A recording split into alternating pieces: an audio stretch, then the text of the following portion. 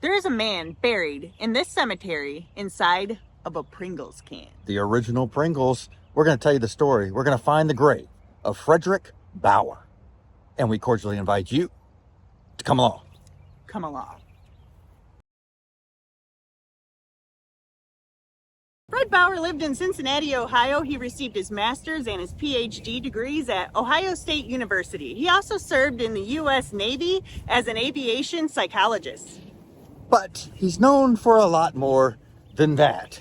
Fred got a job with Procter & Gamble at some point, and then he spent 2 years working on a project for them.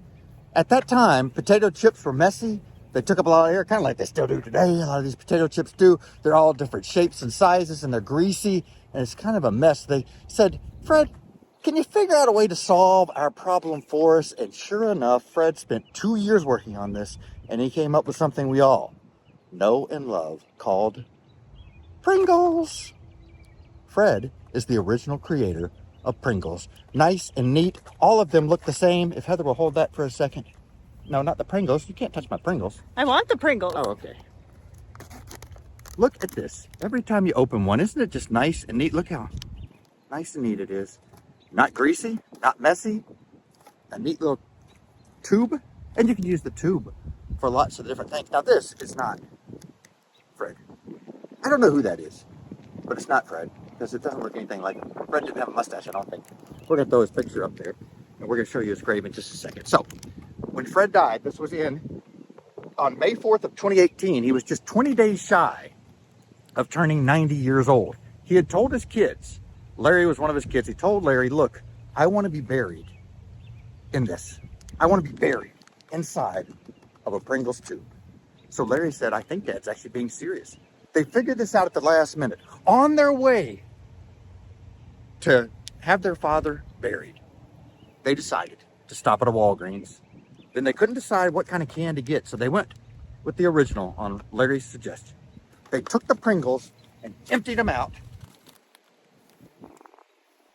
and then they put Larry's ashes in there. Let's show you the grave. He's buried inside of an original Pringles bottle right here.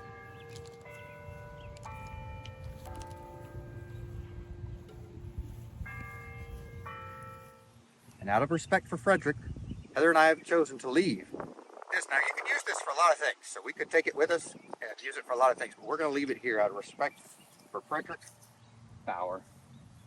Right? What do you think? Right here? That would be great. The wind's going to take it over, I believe. You want me to lay it down? Okay.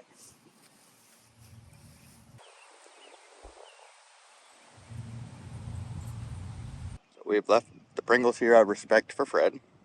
I think Heather's actually going to... Are you going to clean them up? I don't know. Either I'm going to clean them up or the birds are going to clean them up or possibly maybe the workers will pick them up. That's true. I don't know. It's a draw, y'all. So there they are. The creator of Pringles. And sure enough, you can use those tubes for a lot of things. And people do. So we thank Fred. There were issues at first. There was a lawsuit against Procter & Gamble by the makers of other types of potato chips. They're saying this is not an actual potato chip because it's like not made with 100% potatoes, which is true. So I think they had to change it. Let's see. Let's look on the bottle. Set my car alarm off. The process there. We're making a scene at the place. Heather's looking at me with a look that it's time to go. Let's scram.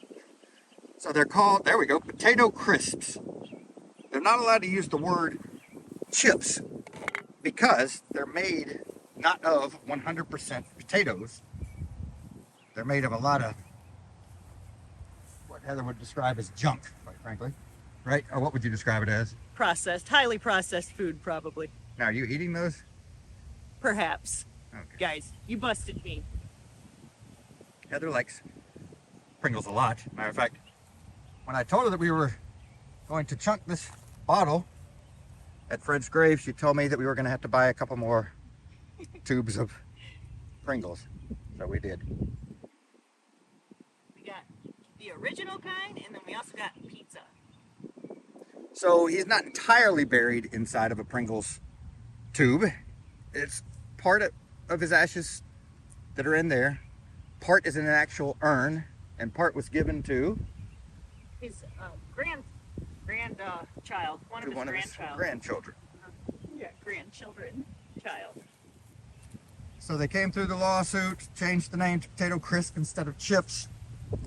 And then there was concern of, are they going to be successful? Because they spent millions and millions of dollars creating the perfect Pringle before they came out even. They spent something like $70 million. It's an insane amount of money back then.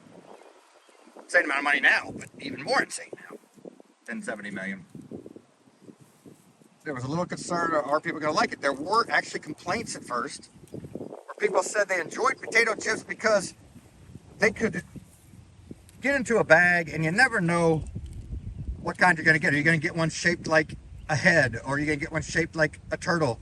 Are you going to get a big one, a little one, whatever? People had an issue with this. They said, I want to enjoy my potato chips the way that I enjoy them. But now, Heather, what do you think? They're good now, right? Oh yeah, they're really good. And you know what? You know you're not going to get a ton of air when you're buying those chips right there, guys. That's right. You're going to have a full tube filled up almost all the way to the top. You get these bags at the store now. I think ever since inflation and everything, bags have actually gotten maybe bigger while the amount of chips in there has gotten smaller. So it looks like you're getting something. But with the Pringles, you know what you're getting every time. Very consistent. And that was what made it so successful. Eventually people came around. Nobody's complaining about Pringles anymore, I don't think. And if they are, they're not our people. There's his wife, Elaine. December 1st of 1921, May 10th of 2001.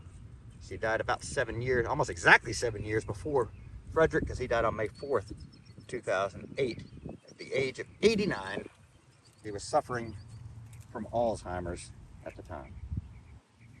Well, guys, there you have it. We are so thankful for Fred and his invention. Heather's got a lot of eating to do.